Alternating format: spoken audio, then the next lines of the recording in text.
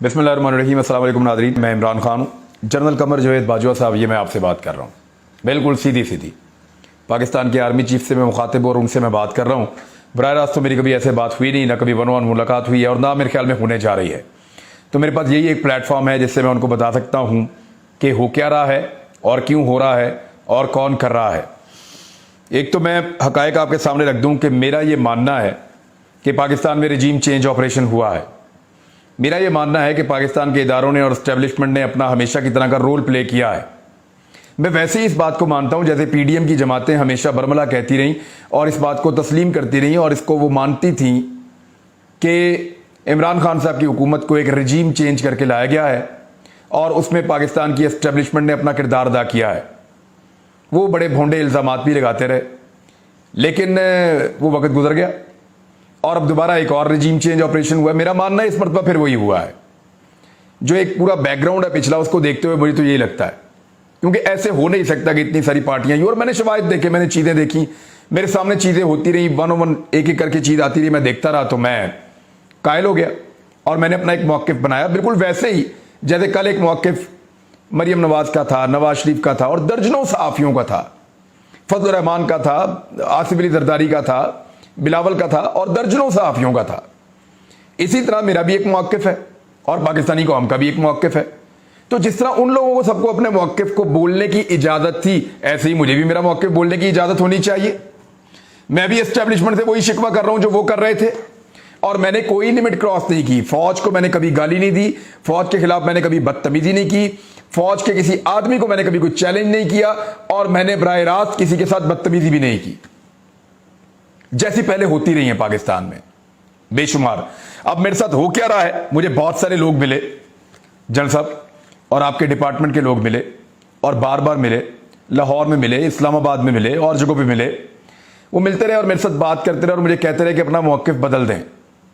लेकिन मैं जब उनके सामने सवालात रखता था तो मुझे मेरे सवालों के जवाब नहीं मिलते थे और साथ ही साथ सवालात की तादाद बढ़ती गई जैसे जैसे अवाम की हालत बद से बदतरीन होती चली गई। पाकिस्तान में महंगाई, गुर्बत, लोगों के हालात, बैड गवर्नेंस, इन सारी चीज़ों को देखते हुए और जिन लोगों को कल तक चोर और डाकू कहा जाता था और समझाया जाता था, बताया जाता था, उन सारे लोगों को इक़्तिदार में आता हुआ देखते हुए मेरे सवालात बढ़ते गए और मेरे सवालात के जवाब जनरल साहब आपके लोग नहीं दे पाए। जब मैं उनसे ये सवाल करता था वो मुझे कायल करने की कोशिश करते थे, तो मैं हमेशा उनसे यही कहता था कि मैं आप लोगों से नहीं लड़ रहा, आपको मैं कुछ नहीं कह रहा, मैं तो सिर्फ सवाल उठा रहा हूं और मेरा एक मौक़िफ़ है और वो रखना मेरी मर्जी है। क्या ये मेरा डेमोक्रेटिक राइट नहीं है कि मैं सवाल उठाऊं या इख्तिलाफ राय कर सकूं? तो मैं वही कर रहा था। लेकिन उसके बाद मेरे साथ होना क्या शुरू हुआ, मुझे धमकाया गया, मुझे थ्रेट किया गया, सख्त जुबान का इस्तेमाल किया गया, सख्त अल्फाज का चुनाव किया गया। मुझे ये तक बताया गया और बड़े सीनियर ऑफिसर की तरफ से बताया गया कि देखें वो भी तो सहाफ़ी है ना, उनको गोलियां लग गई थी, वो भी सहाफ़ी है, उसको भी गोली लगी थी, तो वो भी हम पे डल गया था। यानी मुझे बिलवास्ता तौर पे ये बताया गया कि ये तुम्हारे साथ हो सकता है।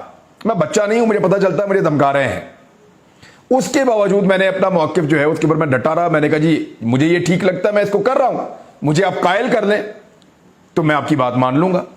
मैंने कभी मुज़ाकरात से इनकार नहीं किया। मुझे जिसने बुलाया मैं गया, चाहे लाहौर में बुलाया हो, चाहे इस्लामाबाद में बुलाया हो, चाहे बार बार बुलाया हो, मैं हमेशा गया और मैंने जाके मुलाकात की। मेरे इदारे हैं, मैं क्यों भागूं?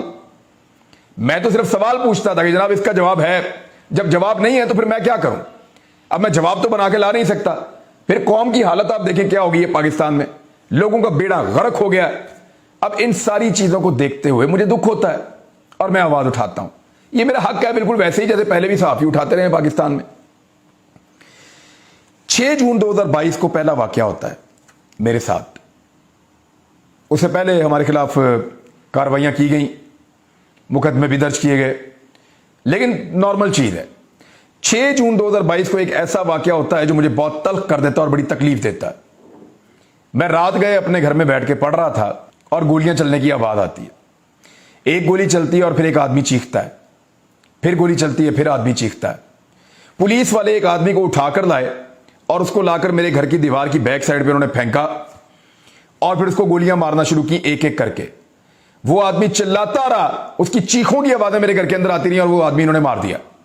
अब वो डकैत होगा, मुजरिम होगा, उसको इन्होंने मुकाबले में उड़ाना होगा, लेकिन मेरे घर की दीवार के पिछली वाली साइड के ऊपर लाकर खेत में इन्होंने, वहां एक प्लॉट सा बना हुआ, उसके अंदर लाकर इन्होंने उस बंदे को मारा और वहां पे चीखों की आवाजें आती रही। फिर 5-6 मिनट हवाई फायरिंग करते रहे।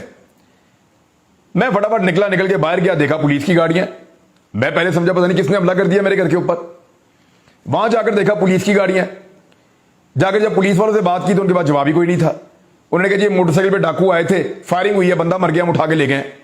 वो खून वहां पे बंदे का बह रहा था, गरम गरम खून उसका बह रहा था। लाश उठा के ले गए थे पहले 2 मिनटों में ही, 2-3 मिनटों में लाश उठा के ले गए थे। खून बंदे का बह रहा था और मोटरसाइकिल जो वहां खड़ी थी जिसके ऊपर मुबैना तौर पे डाकू आए थे, जब मैंने उसके साइलेंसर को हाथ लगाया तो वो यक ठंडा था। यानी एक झूठा पुलिस मुकाबला मेरे घर की बैक साइड पे इन्होंने बनाया। सिर्फ मुझे, मेरे बच्चों को, मेरे वालिदैन को, जो आखिरी कमरा मेरे वालिदैन का है या मेरे बच्चों का है, हम सबको हरासा करने के लिए यह कार्रवाई की गई लाहौर में। और उसके बाद क्या होता है, मजीद मुकदमा दर्ज होते हैं, हम अपनी जमानतें करवाते हैं, हमारे ऊपर फिर दबाव डाला जाता है। बार बार लोग मुलाकातें करते हैं, दबाव डालते हैं, लेकिन हमारे सवालों का जवाब नहीं दिया जाता। कोई हमारे सवाल का जवाब देने के लिए तैयार नहीं है। और फिर एक दिन मुझे पता चलता है कि मुझे फैंटी लगानी है कुछ लोगों ने सादा कपड़ों में, जैसे लगाई है अयाज अमीर को। इसी तरह मुझे कुछ लोग मारना चाहते हैं, मेरी गाड़ी को रोक के मुझे उतार के मुझे मारना चाहते हैं। को बाजू या टांग तोड़ देंगे या दांत तोड़ देंगे, इस तरह का उनका इरादा है। तो मैं क्योंकि अपने साथ सिक्योरिटी रखता हूं, और सिक्योरिटी इसलिए नहीं रखता कि मुझे कोई शौक है या कोई मुझे दिखावे का शौक है। मुझे आईएसआई ने, आपके ऑफिसर्स ने, वो अभी भी आपके अंडर काम करते हैं, जनरल साहब आप उनसे पूछ लें, क्या उन्होंने मुझे कई मरतबा नहीं कहा, क्या उन्होंने थ्रेट लेटर जारी नहीं किया, क्या उन्होंने बार बार नहीं कहा कि आपको सिक्योरिटी की जरूरत है, आप रास्ते बदल बदल के जाएं, क्या उन्होंने नहीं कहा कि आप अपने असला लाइसेंस लें और अपने साथ सिक्योरिटी के गार्ड्स भी आप रखें, क्या वो मुझे इसमें फैसिलिटेट नहीं करते रहे? आपके इदारों के लोगों ने मुझे बताया कि फला फला तंजीम से तुम्हें खतरा है, और वो तकरीबन 15-20 प्रोग्राम है, वो मैंने अब अदालत के लिए भी निकाल कर रखे हैं ताकि अदालत को हम बताएं कि वो किस तरह के प्रोग्राम है जो हम कर रहे थे, किन हालात में, जिनकी वजह से ये खतरात मौजूद थे।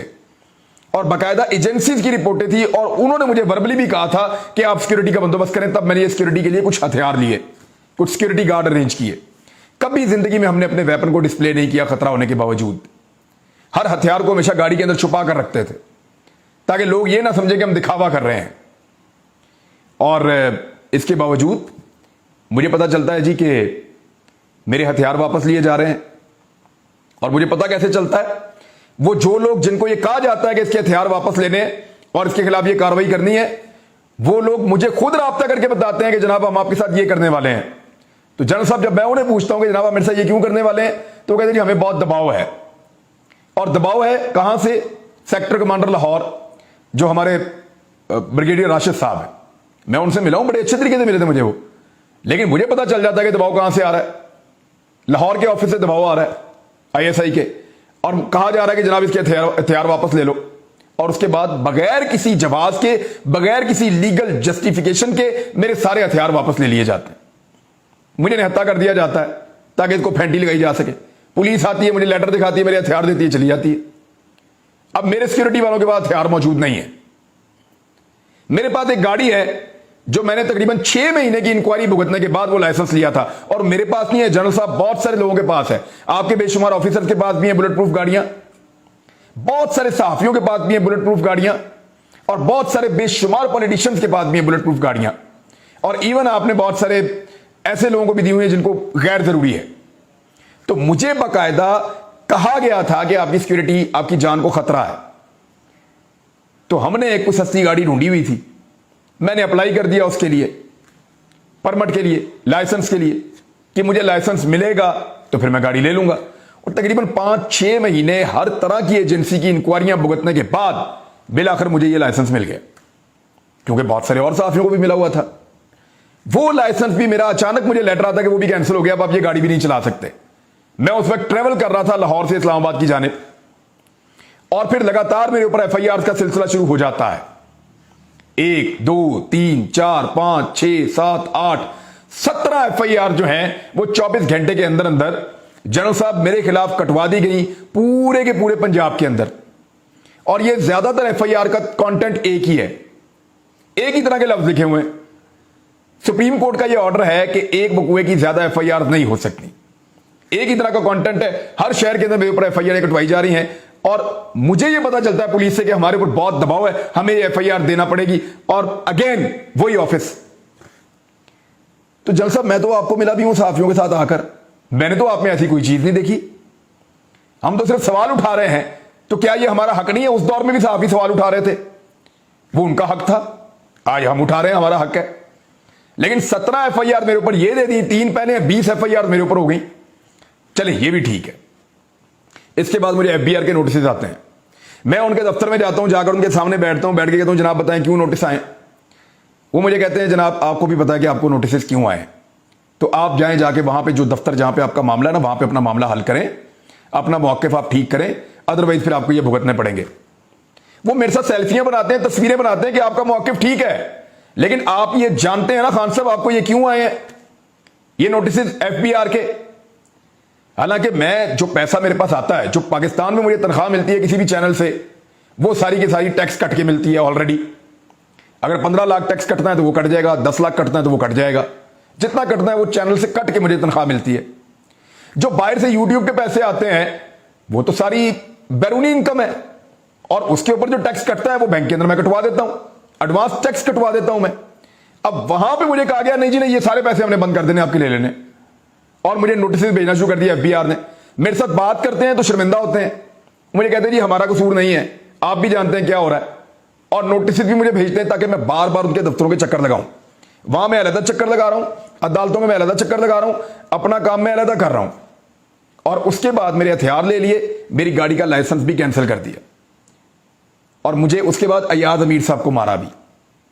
यानी तो बड़ा ऑब्वियस है, क्लियर है कि ये अकेला फिरे, खाली हाथ फिरे, इसको जहां मर्जी पकड़ के फेंटा लगाएं, तो ठीक है ना, मारे, मैं इसके लिए भी तैयार था।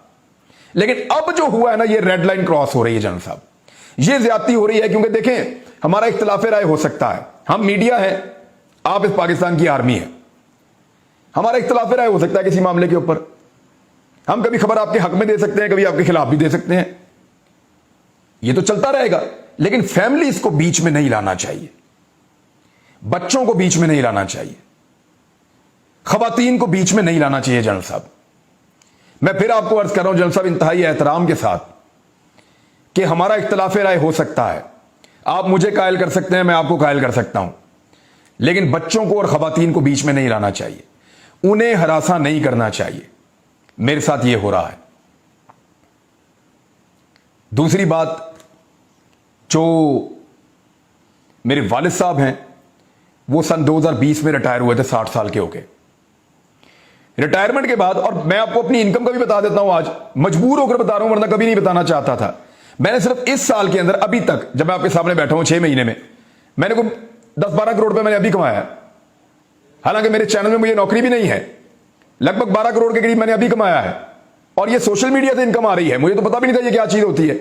यहां से अल्लाह ताला ने मेरा रिज़्क़ का दरवाजा खोल दिया, हमने उसका एक हिस्सा रख दिया कि ये हम लोगों को दे देंगे, वो हम दे देते हैं। दूसरा हमने रख दिया कि हम इससे कुछ कारोबार कर देंगे, कोई काम कर देंगे पाकिस्तान में। हम तो ये सोच रहे थे, और ये पैसा पाकिस्तान बाहर से आ रहा है, और यहीं पे इस मुल्क के अंदर खर्च हो रहा है। मेरे वालिद साहब रिटायर हुए, और उन्होंने कहा कि मैं कोई कारोबार करना चाहता हूं। एक दो चीजें उन्होंने देखी, वो नहीं कर पाए, लेकिन फिर मैंने उनको एक आइडिया दिया कि वो जो झील है, बहुत बड़ा एक डैम है पंजाब में, उसका कॉन्ट्रैक्ट मिलता है, आप वो ले लें, उसका आप कॉन्ट्रैक्ट ले लें, और उसके अंदर मछली डाल दिया करें, बच्चा जब वो साल बाद बड़ी हो तो वो निकाल के बेच दिया करें मार्केट में, तो एक अच्छा बिजनेस हो जाएगा, ज्यादा आपको काम भी नहीं करना पड़ेगा, कुछ मुलाजिम वहां पे रख लें। उनको आइडिया पसंद आया, और उन्होंने जाके वहां पे बोली के अंदर हिस्सा लिया। जितने वहां पे लोग मौजूद थे, सैकड़ों की तादाद में, सारे गवाह हैं। 1.5 करोड़ से बोली शुरू हुई और 4.5 करोड़ तक गई। 1.5 करोड़ से 4.5 करोड़ तक बोली गई, और 2 पार्टियां बच गई बाकी। तो मेरे वालिद साहब ने उस पार्टी के साथ मिलकर आधे आधे पैसे डालकर 50-50% पे ये डैम ले लिया। यानी 2.25 करोड़ रुपया मेरे वालिद साहब ने दिया, 2.25 करोड़ रुपया मियां वाली की जो पार्टी है उन्होंने दिया, और दोनों ने मिलकर इस डैम को ले लिया। क्योंकि इससे ऊपर अगर जाते 5-6 करोड़ पे जाते तो मुनाफा ही खत्म हो जाता। ज्यादा 5.5-6 करोड़ की मछली उसमें से 3 साल में निकल सकती है, इससे ज्यादा निकल ही नहीं सकती। तो वो वहां पे 4.5 करोड़ में इन दोनों ने मिलकर वो ठेका लिया। आज मेरे घर के अंदर एक टीसीएस आता है एंटी करप्शन के दफ्तर से, और एंटी करप्शन में मेरे बहुत सारे दोस्त हैं, वो भी बता रहे हैं कि खान साहब ये केस बनता ही नहीं है, क्या है कि क्यों बुलाया, वजह क्या है। ये लेटर आप देखें, आप हैरान हो जाएंगे देख के। मुझे कहा जा रहा है कि मैं अपने वालिद को पेश करूं एंटी करप्शन के दफ्तर में इस उम्र में। जनरल साहब, फॉर गॉड सेक, इन चीजों को रुकवाइए। सब मुझे बताते हैं कि कौन कर रहा है और कैसे कर रहा है, सब मुझे बताते हैं कि इसके लिए कौन जिम्मेदार है।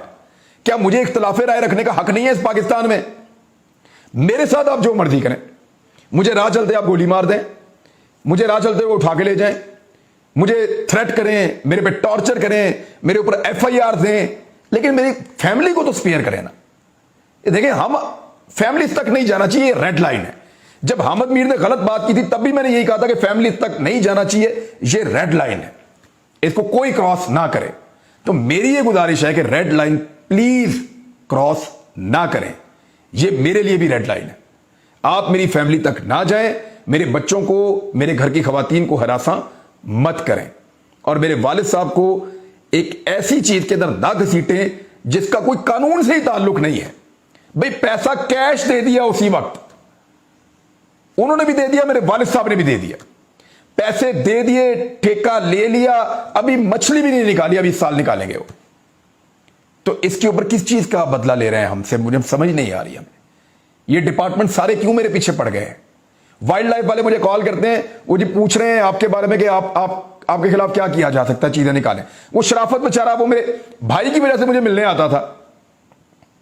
PP 168 के अंदर मलिक असद खोखर को उससे बहुत प्रॉब्लम है, वो वहां पे बहुत सारे वोट निकाल सकता है।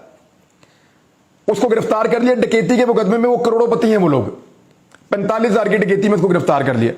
आज जज साहब ने उसको जमानत दी कि यार नहीं, ये ज्यादती है, ये जुल्म है, ये बंद किया जाए ना, ऐसा जुल्म करो इस आदमी के साथ, इसको जमानत दो फौरी तौर पे। वो बेचारा जेल से बाहर निकला, CIA फिर पकड़ा, फिर पकड़ के उसको जाके फिर बंद कर दी। ये तो इंसाफ चल रहा है इस मुल्क में। यानी क्या करेंगे आप जुबान बंद करने के लिए? मैं फिर सारा कुछ बंद करके चुप करके बैठ जाऊं? सहाफत भी है, वो किसी से आप करवा लें अपनी मर्जी की। इख्तिलाफ राय को बर्दाश्त कीजिए, इख्तिलाफ राय को बर्दाश्त कीजिए। मेरे सवालों का जवाब है तो किसी को भेजिए, वो मुझे मेरे सवालों का जवाब दे के मुझे कायल कर ले, अदरवाइज सवाल तो मैं उठाता रहूंगा। और जनरल साहब, इससे फर्क नहीं पड़ेगा, ये जितना कुछ भी मेरे खिलाफ किया जा रहा है, जो लोग भी कर रहे हैं, मुझे बिल्कुल उम्मीद नहीं है कि आप इन लोगों को स्पेयर करेंगे।